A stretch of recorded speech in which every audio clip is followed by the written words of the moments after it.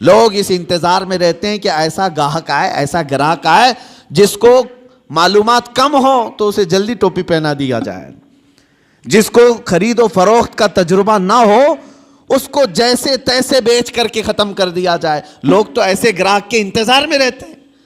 امام اعظم ابو حنیفہ رضی اللہ تعالیٰ عنہ، ہمارے امام سراج الامہ، یہ خود تاجر تھے۔ ایک بار بیٹھے ہوئے تھے اپنی دکان میں، ایک عورت کپڑا لے کر کے آئی۔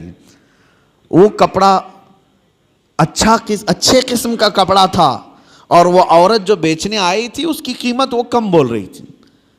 امام اعظم کے پاس وہ آئی اور لے کر کے اس نے کہا کہ یہ کپڑا مجھے بیچنا ہے۔ حضرت امام اعظم نے پوچھا کتنے کا بیچ رہی ہو؟ اس نے کہا 10 درہم۔ تو آپ ہنسنے لگے کیونکہ آپ ماہر تھے کپڑوں کی تجارت کے۔ آپ نے کہا یہ کپڑا اتنی قیمت کا نہیں ہے۔ تو اس نے کہا مجھے ضرورت ہے، اتنی پیسے دے دو۔ امام اعظم نے کہا نہیں، میں یہ نہیں کہہ رہا کہ یہ زیادہ ہے، بلکہ تو قیمت کم لگا رہی ہے، کپڑا زیادہ قیمت کا ہے۔ تو اس عورت نے کہا اچھا قیمت کم میں نے لگائی ہے تو میں بڑھا کے بولتی ہوں، آپ بڑھا کر کے دے دیجئے، 50 درہم میں لے لیجئے۔ زیادہ بڑھا دیا۔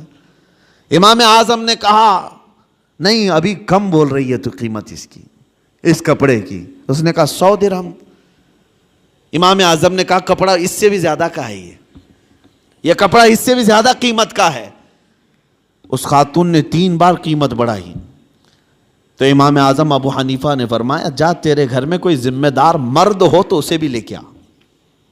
یہ تجارت کے معاملات، یہ نہیں کہ کوئی بھولا بھالا آیا ہے تو اسے ٹوپی پہنا کے بھیج دیا جائے۔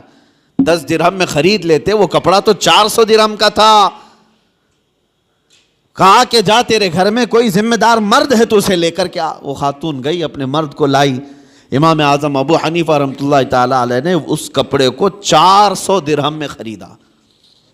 کہا کہ پھر بھی میں نفع میں ہوں۔